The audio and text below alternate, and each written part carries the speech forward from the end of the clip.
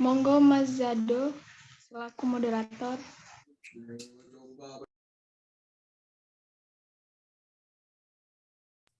Assalamualaikum warahmatullahi wabarakatuh. Di sini saya dari kelompok 3 akan mempresentasikan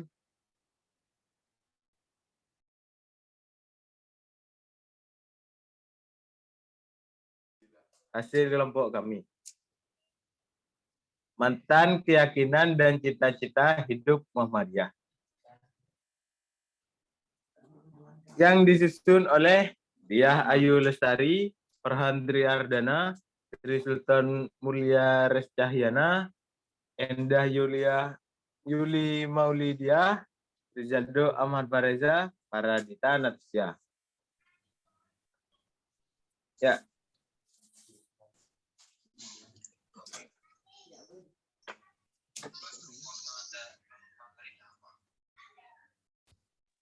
Slide 1 bisa dimulai.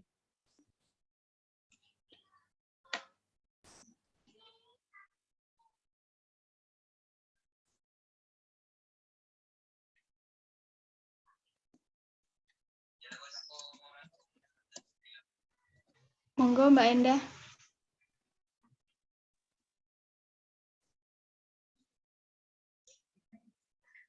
Sebentar.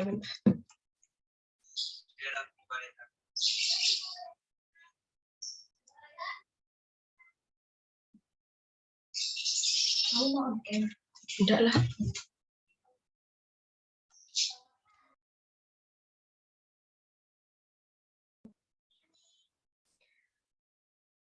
Matan dan cita-cita hidup Muhammadiyah. Muhammadiyah berkeyakinan bahwa Islam adalah agama Allah yang diwahyukan kepada Rasulnya mulai dari Nabi Adam hingga Nabi terakhir yaitu Nabi Muhammad SAW. Sebagai hidayah dan rahmat Allah kepada umat manusia sepanjang masa dan menjamin kesejahteraan hidup material dan spiritual, duniawi dan ukhrawi. Menurut Sidang Tanwir Ponorogo tahun 1969, selain melahirkan Kitab Ponorogo yang membahas soal politik, juga berhasil merumuskan matan keyakinan dan cita-cita hidup Muhammadiyah, yang merupakan pandangan Muhammadiyah yang berdasarkan epistemologi Islam atau paham keagamaan menurut Muhammadiyah. Perumusan MKCHM sesungguhnya merupakan mandat dari hasil Muktamar ke-37 tahun 1968 yang memberikan rekomendasi agar Muhammadiyah segera merumuskan konsep yang ideologis yang mampu melahirkan matan keyakinan dan cita-cita hidup Muhammadiyah dan hitah perjuangan. Keputusan Muktamar ke-37 yang menjadikan cikal bakal dirumuskan matan keyakinan dan cita-cita hidup Muhammadiyah. Next. Slide ketiga, Islam dalam keyakinan dalam Muhammadiyah. Islam dalam pandangan Muhammadiyah merupakan pengikut Nabi Muhammad. Apapun yang dikerjakan Nabi Muhammad adalah pedoman untuk pengikut Muhammadiyah. Penjelasan dan pelaksanaan ajaran-ajaran Al-Quran yang diberikan oleh Nabi Muhammad SAW dengan menggunakan Islam adalah agama Allah yang diwahyukan kepada para rasulnya sejak Nabi Adam, Nuh, Ibrahim, Musa, Isa, dan seterusnya sampai kepada Nabi penutup Muhammad SAW sebagai hidayah dan rahmat Allah kepada umat manusia sepanjang masa dan menjamin kesejahteraan hidup materi dan spiritual, duniawi dan ukhrawi. Haidar Nasir dalam memahami ideologi Muhammadiyah 2016 menyatakan bahwa konsep ideologi adalah sistem keyakinan cita-cita dan perjuangan Muhammadiyah sebagai gerakan Islam dalam mewujudkan masyarakat Islam yang sebenar-benarnya. Next.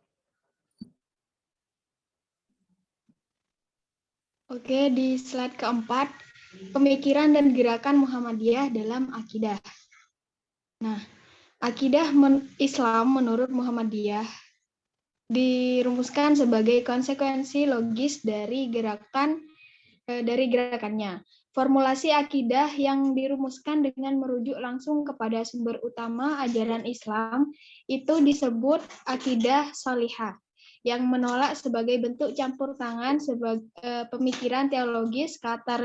Karakteristik akidah Muhammadiyah itu secara umum dapat dijelaskan sebagai berikut. Yang pertama, nas sebagai dasar rujukan, yakni semangat kembali kepada Al-Quran dan Sunnah sebenarnya sudah menjadi tema umum pada setiap gerakan pembaruan. Karena diyakini sepenuhnya bahwa hanya dengan berpedoman kepada sumber utama, itulah ajaran Islam dapat hidup dan berkembang secara dinamis. Yang kedua, keterbatasan peranan akal dalam soal akidah Muhammadiyah. Termasuk kelompok yang memandang kenisbian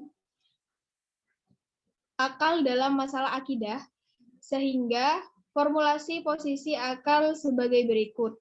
Allah tidak menyuruh kita membicarakan hal-hal yang tidak tercapai pengertian oleh akal dalam hal kepercayaan.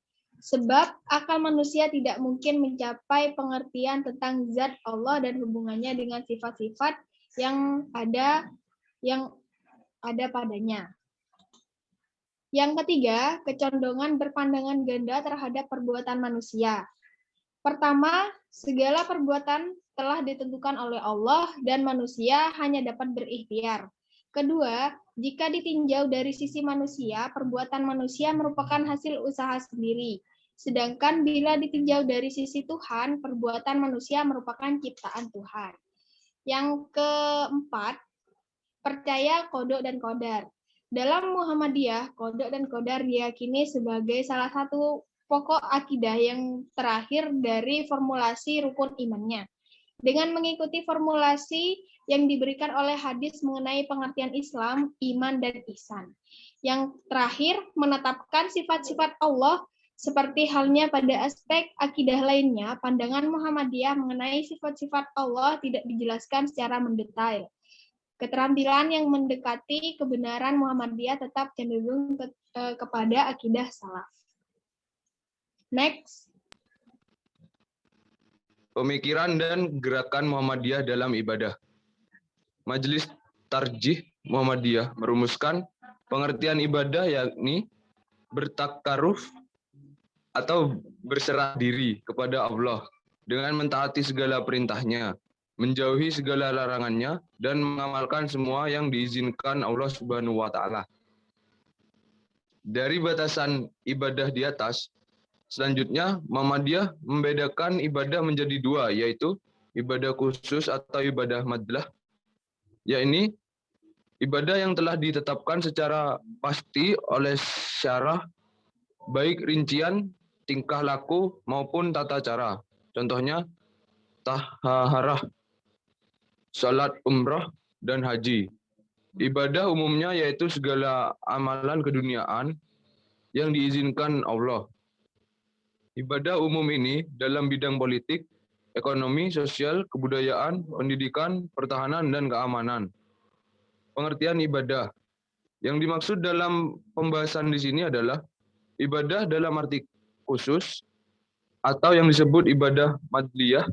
Ibadah ini berupa antara ilahi yang mengatur hubungan ritual langsung antara hamba dan Tuhannya. Yang cara atau tata caranya ditentukan dengan terperinci dalam Al-Quran dan Sunnah Rasul. Next. Selanjutnya adalah pemikiran dan gerakan Muhammadiyah dalam akhlak. Untuk menghidupkan akhlak yang islami, maka Muhammadiyah itu berusaha memperbaiki dasar-dasar ajaran yang sudah lama menjadi keyakinan umat Islam, yaitu dengan menyampaikan ajaran yang benar-benar berdasar kepada Al-Quran dan Sunnah Makbullah, membersihkan jiwa dari kesyirikan, sehingga kepatuhan dan ketundukannya hanya semata-mata kepada Allah. Usaha tersebut ditempuh melalui pendidikan, sehingga sifat bodoh dan inferioritas berangsur-angsur habis, kemudian membina ukhuwah antar sesama muslim. Adapun sifat-sifat akhlak Islam yang dapat digambarkan sebagai berikut. Pertama adalah akhlak Rabbani. Akhlak Rabbani itu merupakan sumber akhlak Islam, itu wahyu Allah yang termaktub dalam Al-Quran dan As-Sunnah, kemudian bertujuan untuk mendapatkan kebahagiaan dunia dan akhirat. Yang kedua adalah akhlak manusiawi. Akhlak dalam Islam sejalan dan memenuhi fitrah manusia. Jiwa manusia yang merindukan kebaikan dan akan terpenuhi dengan mengikuti ajaran akhlak dalam Islam. Yang ketiga adalah akhlak universal. Sesuai dengan kemanusiaan yang universal dan menyangkut segala aspek kehidupan manusia baik yang berdimensi vertikal maupun horizontal. Yang keempat, akhlak keseimbangan. Akhlak Islam dapat memenuhi kebutuhan sewaktu hidup di dunia maupun di akhirat, memenuhi tuntutan kebutuhan manusia duniawi maupun ukhrawi secara seimbang. Begitu juga memenuhi kebutuhan pribadi dan kewajiban terhadap masyarakat, dan hal itu merupakan hal yang seimbang. Kemudian yang terakhir, yang kelima adalah akhlak realistik, yaitu akhlak Islam yang memperhatikan kenyataan hidup manusia, walaupun manusia itu dinyatakan sebagai makhluk yang memiliki kelebihan dibanding dengan makhluk lain. Namun manusia memiliki kelemahan-kelemahan itu, yaitu sangat mungkin melakukan kesalahan-kesalahan. Oleh karena itu, Allah memberikan kesempatan untuk bertaubat. Next.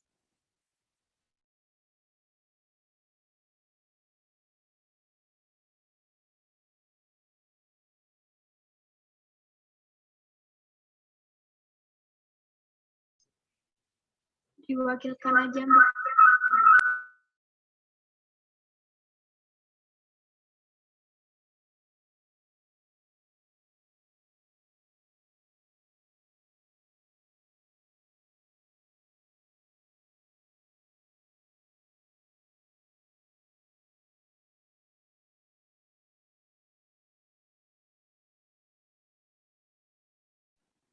Selanjutnya adalah pemikiran dan gerakan Muhammadiyah dalam muamalah.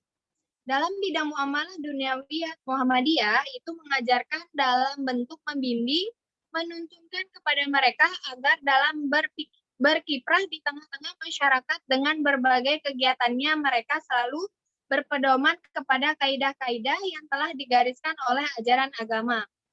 Muhammadiyah itu bekerja untuk terlaksananya muamalah duniawiyah atau pengolahan dunia dan pembinaan masyarakat dengan berdasarkan ajaran agama serta menjadi semua kegiatan dalam bidang ini sebagai ibadah kepada Allah. Di dalam prinsip-prinsip majelis takdis disebutkan dalam hal-hal termasuk al-umurud duniawiyah yang tidak termasuk tugas para nabi, menggunakan akal sangat diperlukan demi untuk tercapainya kemaslahatan umat. Adapun prinsip-prinsip muamalah yang terpenting antara lain, pertama adalah menganut prinsip mubah, kedua harus dilakukan dengan saling rela, artinya tidak ada yang dipaksa, yang ketiga harus saling menguntungkan, dan keempat harus sesuai dengan keadilan. Sekian presentasi dari kelompok 3. Apabila ada kesalahan kata, mohon dimaafkan. Terima kasih. Wassalamualaikum warahmatullahi wabarakatuh.